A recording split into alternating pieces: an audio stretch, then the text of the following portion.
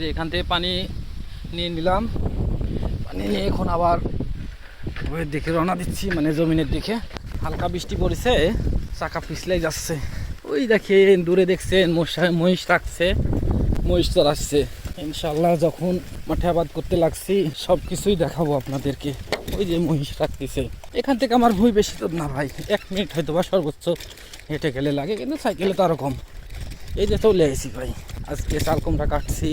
আজকে জমিনে অনেক কাজ, 2-3 দিন কাজ করতে পারি নাই জমিনে।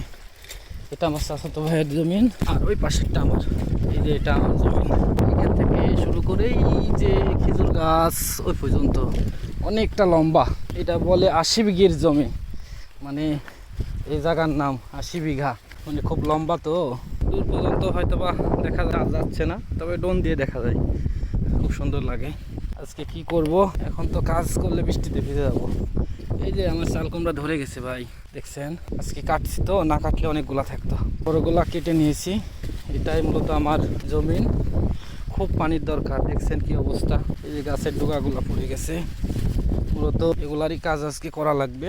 এই ডোগাগুলা এইভাবে তুলে দিতে হবে, এগুলা মাটিতে ঝুলে গেছে, বাতাসে অনেক সময় পড়ে যায়, এগুলাই মূলত কাজ।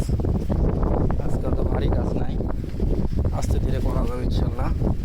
তো আমার কি দেওয়া লাগবে রে, বা জোরে বাতাস হলে চাল কুমড়া যেগুলা ওগুলা ছিঁড়ে পড়ে যায়। অনেক সময় ঝড় হলে যে সব চাল কুমড়া পড়ে যায়, ছিঁড়ে যায়।